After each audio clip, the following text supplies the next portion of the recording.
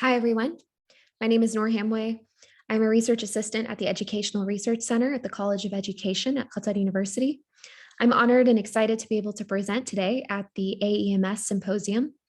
I think it's a really great opportunity to showcase what's being done in Muslim majority countries in order to learn more about and adopt best practices that can advance educational standards fit for the needs of our communities. So our presentation today will be on mapping curriculum standards under SDG 4, the case of Qatar. I've been working on this project alongside Dr. Jennifer Bruder, Dr. Abdulatif Salami, and Dr. Michael Romanowski. This project is part of a sub-project aimed at examining curriculum and pedagogy from kindergarten to 12th grade. It is an exploratory study, and we're really looking to see what the curriculum standards contain and try to get a better sense of what is really happening on the ground through teacher practices, projects, and beliefs.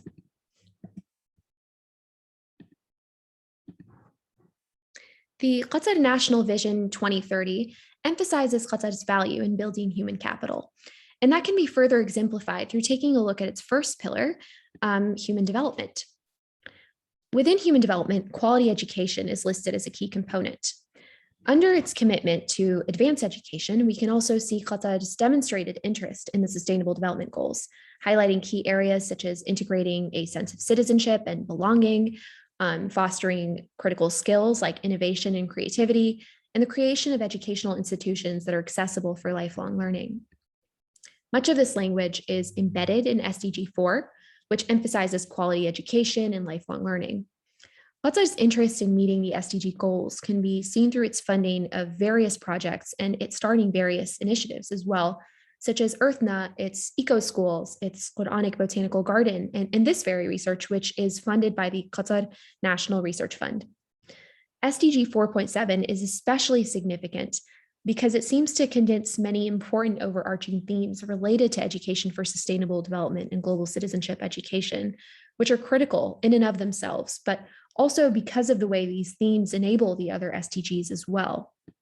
So the vision for our project is to understand Qatar's progress in embedding these SDG goals, track this progress, and to find interventions and ways to assist Qatar to meet these goals, all while tailoring these interventions to the local context.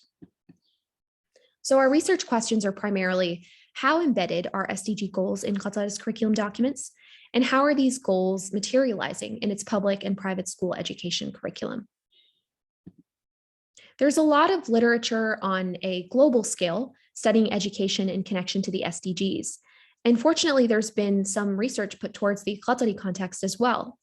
The studies largely show that the Qatar education system would still benefit from further study and greater curricular structure. They also suggest a lack of professional development opportunities for teachers, as well as a general lack of awareness of SDGs. These findings are especially important in setting the stage for our research and pinpointing the general needs of the Qatari education system. Several limitations can also be identified through the literature. This includes the exclusive focus on specific grade levels. We aim to build on that and cover the various grade levels from K to 12. And there's also the difficulty of adopting more Western pedagogical practices that might not be easily transferable to this context. So an example is that some studies show that PBL, or project and problem-based learning, is a great way to facilitate learning and support 21st century skills. But there have been challenges that were identified when PBL was implemented in the Qatari context, possibly due to the difficulty of adopting these methodologies that might not be easily transferable. We plan on using both qualitative and quantitative methods to answer our research questions. So our first method here is to employ content analysis. We have access to some curriculum documents provided by the Ministry of Education and Higher Education on general standards for subjects, as well as extraneous documents covering things like schools' health and safety, physical exercise, environmental guidelines, etc. We'll be relying on SDG search queries produced by Elsevier. They've been specifically produced to help researchers track their SDG progress. They're also working with some other universities like the University of Auckland, which expanded this list and included further queries for its SDG Keywords Dictionary project. And we plan on using these keywords and expanding it to include keywords that are inspired by the Qatar National Vision 2030 that can reflect the goal to enhance Arab and Islamic values and identity. We'll be using MaxQDA to run this content analysis. Aside from the content analysis, we'll also be relying on focus groups, about 3 to 5, to really learn about what kinds of things teachers have been doing to implement SDGs in their teaching, what learning styles they're using, and what resources are available to them. We've also already launched a survey for middle and high school teachers. This has been adopted by a survey by UNESCO, which is a global survey. And this global survey was conducted by UNESCO from the 1st of March to the 25th of April in 2021, with the goal to understand teachers' motivation to implement SDG 4.7 related goals, including ESD, Education for Global Citizenship, and Education for Sustainable Development. It consulted well over 58,000 teachers and found that only 1/3 of teachers feel they can explain these issues well to their students. Although teachers had motivation to teach ESD and GCED, there were barriers present that overshadowed that. It also asks questions in a clever way where it looks at the individual level of teachers, in other words, their perceptions of their abilities and skills to teach topics in connection to SDGs, but it also asks systems level questions and to understand opportunities available and barriers present. So we use this, but face several challenges along the way, especially related to its length. We piloted the survey and we had to reduce the number of questions further by relying on previous research to really order things by matter of priority. We, of course, are still relying on questions that integrate the individual level and the systems level. But another important element is, or elements of this survey that we kept, are the dimensions of teaching ESD and GCED topics. These include the socio-emotional, the behavioral, the cognitive dimensions.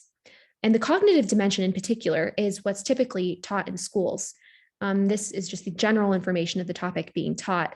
So in this case, for ESD, it would be the effects of climate change globally and in Qatar.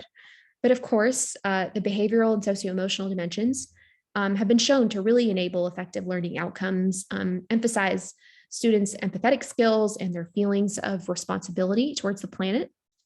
These are all important to enhance their civic duties and foster a sense of global citizenship. So by asking teachers these questions, we'd have a better sense of what teachers' practices really look like. And we also include a few open-ended questions in our survey, asking teachers what barriers are present, how they can be more supported in teaching SDG goals in their education, in their curriculum. This is an exploratory study, as I had mentioned before, so we're still in the works of mapping the curriculum, but we plan on producing these key outcomes. They include a website that can assist teachers, as well as some professional development opportunities. These emphasize the lifelong learning element and a focus on teachers' learning. We also plan on piloting a textbook produced by Dr. Jennifer Bruder, Letitia, and Reem. This project is called Who Am I? The Who Am I workbook is a really fun workbook that provides introspective questions and fun activities, which is important to building social and cultural awareness. The main characters of the book, Dana and Faisal, are dressed in a abaya and a qatari thob. They have diverse interests and perspectives, showcasing the beauty and relatability of these characters, with the goal of supporting SDG 4.7 by really getting students to learn to be at peace with themselves and others. So the premise of this is to really show this idea that we are all unique, and yet we are all also similar at the same time. To give you a sense of what this looks like, the book takes you on a journey, beginning with students reflecting on their personhood, and then slowly moving up to view themselves in relation to the outside world. So you can kind of trace the map here. It begins with students really thinking about what they look like, their personality, and then moving up to their family, their social affiliations, cultural background, and then up to the global affiliation.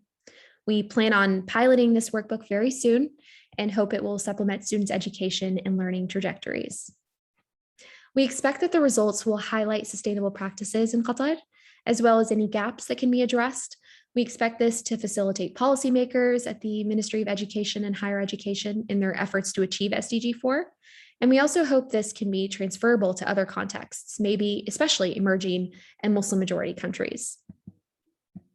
Thank you so much for giving me the opportunity to showcase our work. I look forward to receiving any questions.